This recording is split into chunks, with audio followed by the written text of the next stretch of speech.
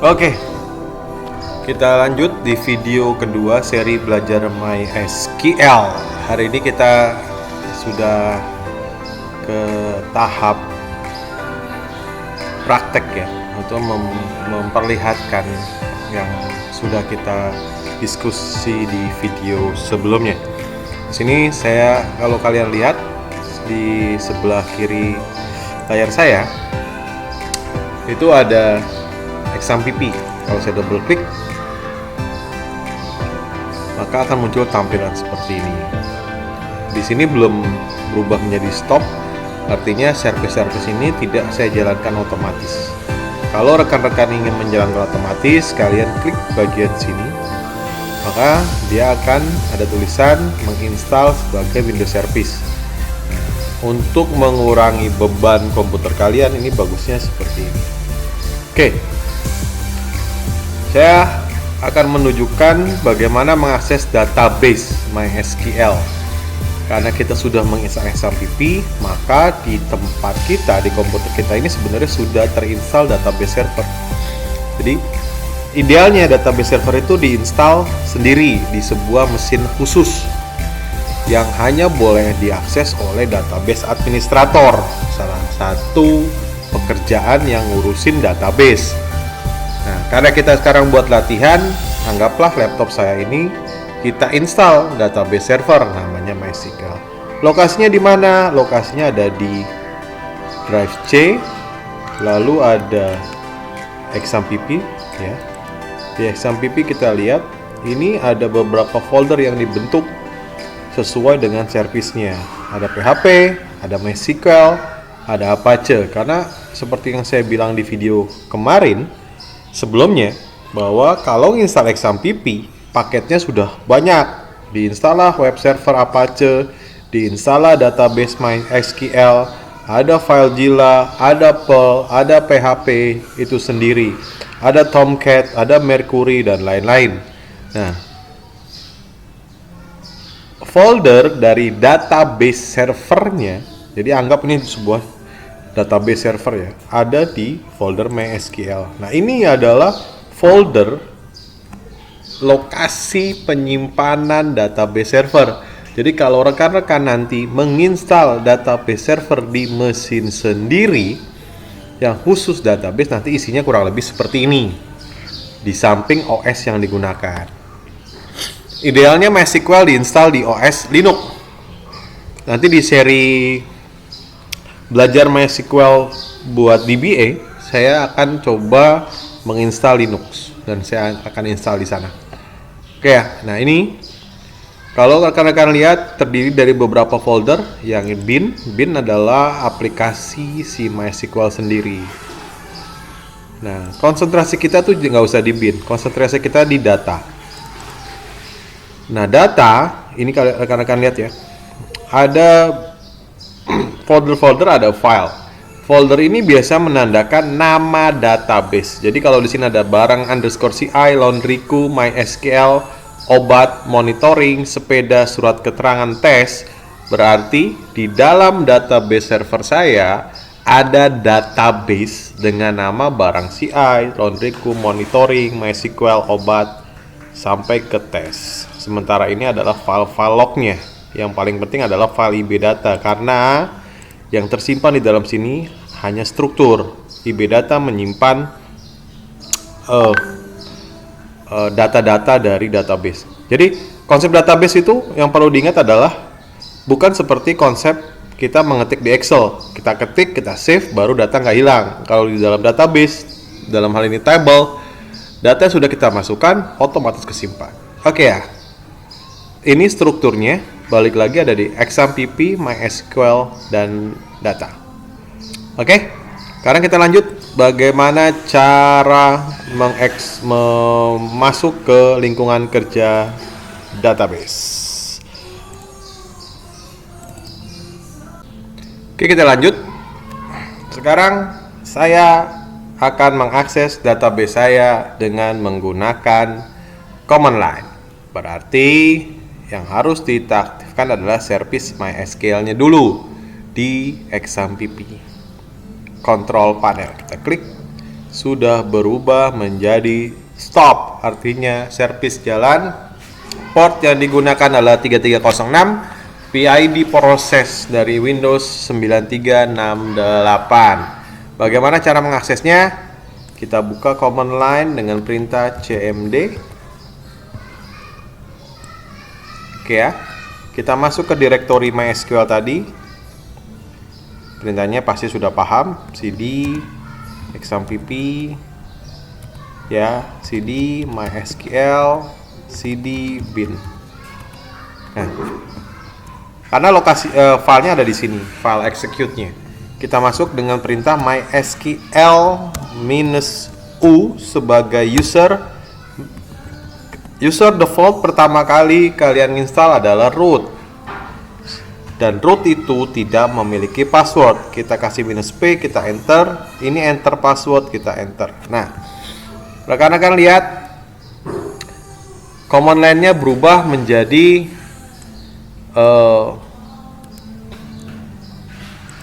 MariaDB.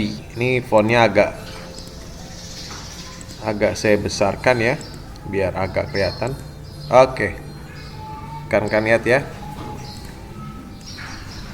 berubah menjadi MariaDB. Nah, bedakan antara prompt di atas dengan di bawah. Di atas ada C.2, sementara ini sudah MariaDB. Di sini ada tulisan Welcome to the MariaDB Monitor. Nah, ini adalah database server. Jadi kita seakan-akan sudah masuk ke database server. Kita coba beberapa perintah. Salah satunya adalah show databases. Perintah yang digunakan untuk menampilkan atau kita pengen tahu di database server ini ada database apa aja. Lihat ya, barang CI, monitoring, MySQL, obat, dan lain-lain ada. Ini tampilannya kurang menarik. Saya buat yang ini. Oke, nah ini malah cukup menarik. Barang CI ya, sama seperti folder tadi. Oke ya, nanti kita akan coba create database. Ini dengan command line, yaitu perintahnya MySQL -u root -p. Sekarang kita coba cara lain, yaitu menggunakan phpMyAdmin. Nah, ini cukup menarik, GUI. Kita buka control panelnya.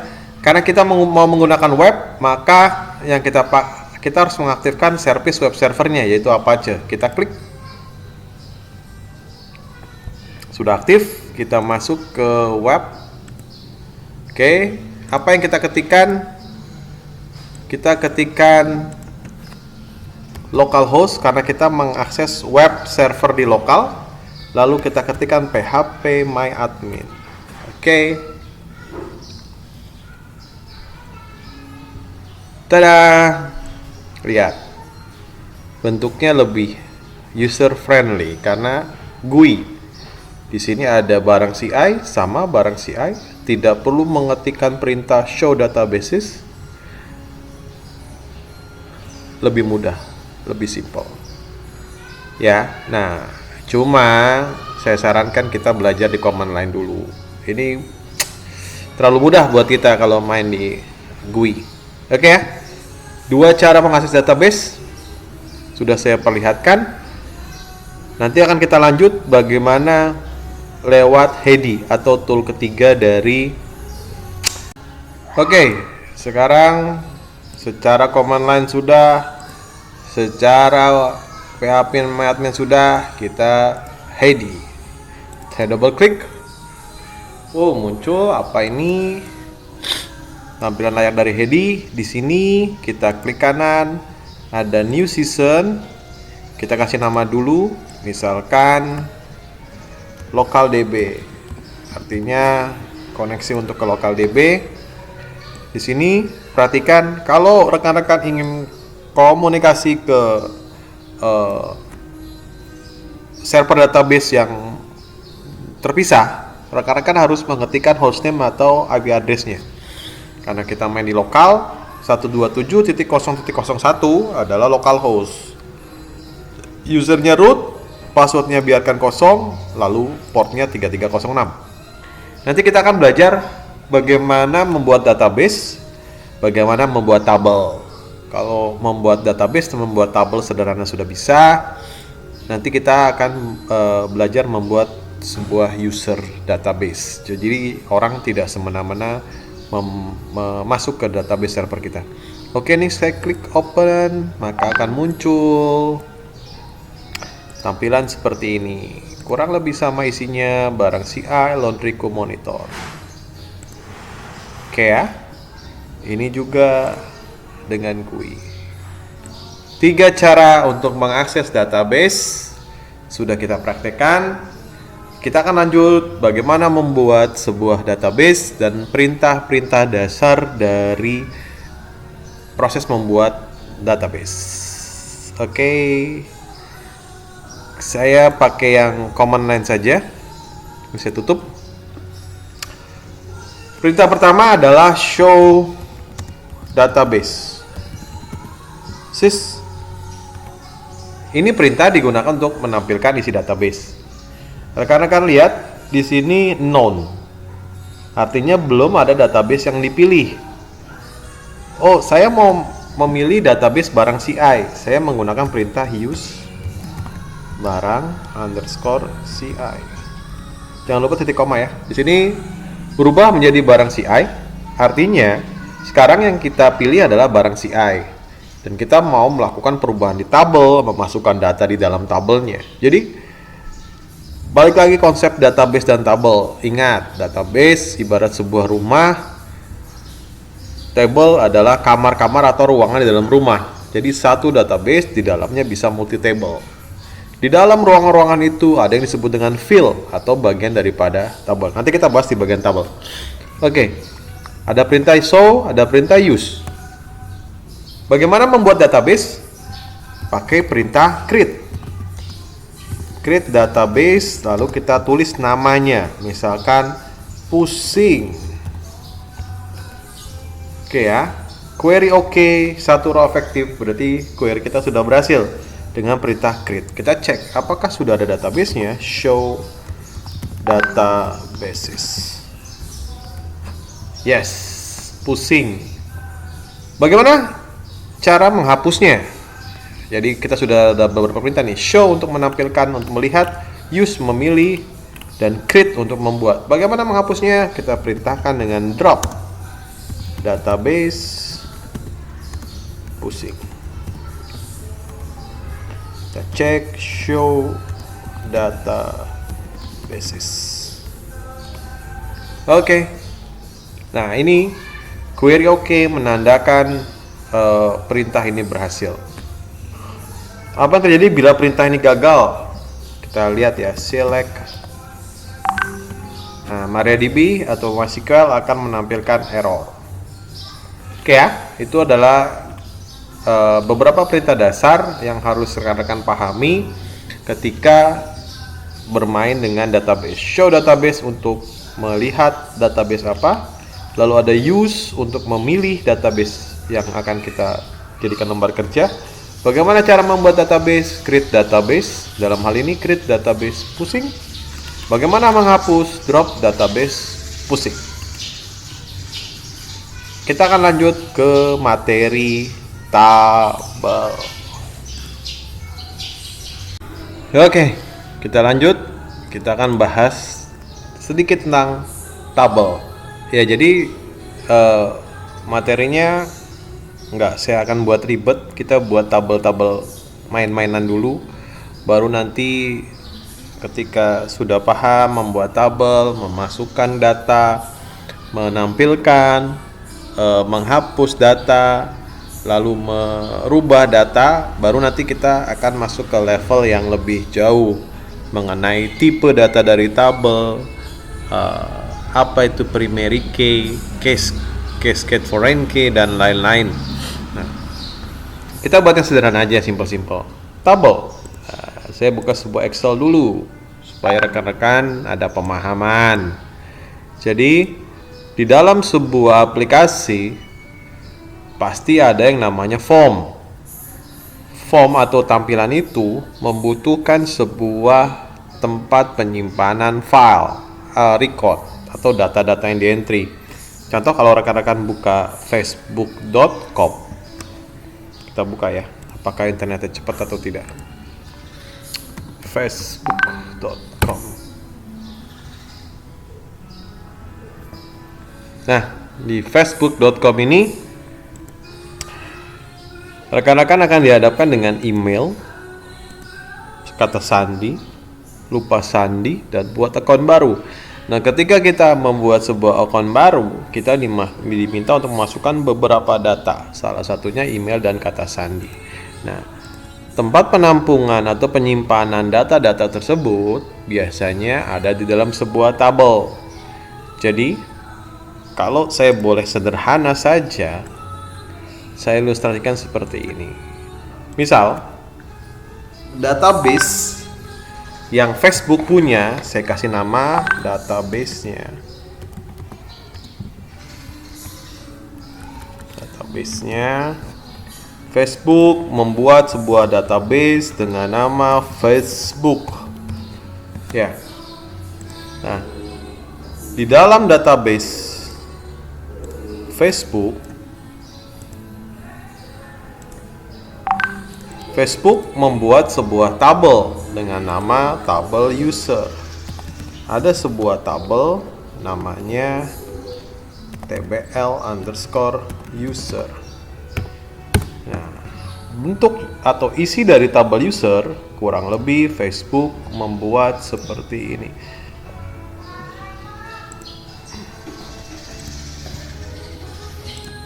Ada nomor, nomor ID, misalkan ID, lalu ID ini nama pengguna, username pengguna, password pengguna, lalu umur pengguna. Nah, misalkan seperti ini, dan Facebook membuat sebuah tabel yang kurang lebih seperti ini. Nah, ini adalah tabel. Ya, ini adalah tabel. Nah, ini yang akan kita coba buat di MySQL. Jadi, developer Facebook akan bilang ke administrator database-nya Facebook, "Mas, tolong buatkan sebelum aplikasi ini dibuat. Mas, tolong buatkan sebuah database dengan nama Facebook." Maka si administrator akan segera bekerja. Gimana caranya? Mudah sekali, create database dengan nama Facebook. Oke, sudah saya buatkan database Facebook. Oke, tolong buatkan Mas, di dalam database Facebook ada sebuah tabel dengan nama user. Maka si admin database akan memilih database dulu sebelum membuat sebuah tabel. Oke, sudah Facebook di sini. Lalu dia akan membuat sebuah tabel. Formatnya tetap create. Lalu di sini ada tabel. Lalu ada tabel name tpl_user. Biar kelihatan ke bawah saja, padahal sebenarnya bisa ke samping, spasi. Saya spasi dan saya enter. Nah, karena belum ada titik koma, maka perintah MySQL tetap berlanjut. Saya buka kurung. Yang pertama adalah ID. Tipe data ID adalah integer. Yang kedua adalah nama. Tipe datanya adalah varchar. Panjang karakter yang harus kita siapkan 20. Nah, angka 20 ini sesuai keinginan rekan-rekan saja. Misalkan nama mungkin bisa sampai 20, kita bikin 20. Yang kedua adalah user. Tipenya juga varchar 20. Oke, yang ketiga nih saya koma dan enter ya. Password. Ini juga kombinasi, bisa angka dan huruf. Saya masukkan varchar. Passwordnya nggak usah panjang-panjang, dia 12 karakter saja, karena pasti tidak terlalu panjang. Selanjutnya ada umur. Nah, umur saya pakai integer saja. Sederhananya seperti ini, membuat sebuah tabel. Oke ya. Di sini kita belum membuat sebuah primary key ya, atau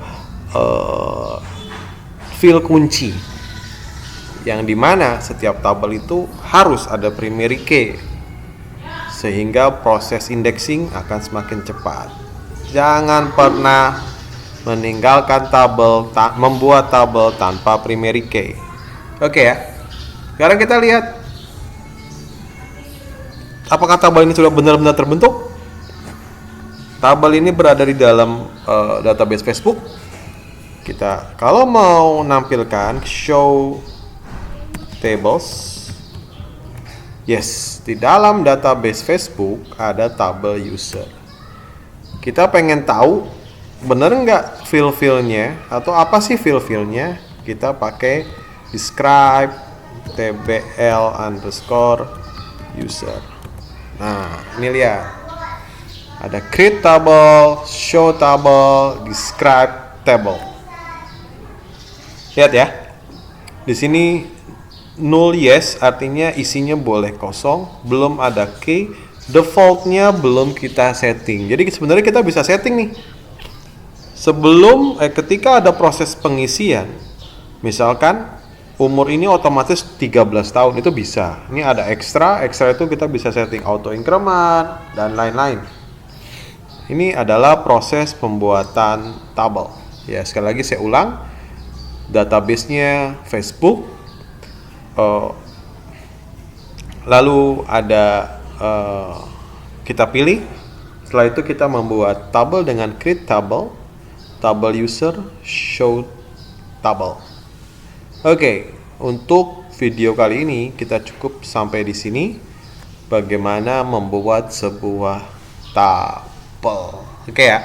Di video selanjutnya kita akan belajar bagaimana membuat primary key dari tabel yang terlanjur sudah kita buat tapi belum ada primary key. Yang kedua, bagaimana membuat primary key dari awal mula tabel. Oke? Tetap semangat, klik like, share, and subscribe channel ini karena saya akan lanjutkan pembahasan MySQL edisi developer dan juga MySQL edisi DB adminnya MySQL. Jadi nanti kalau di DB kita bahas bagaimana menginstal MySQL di mesin Linux.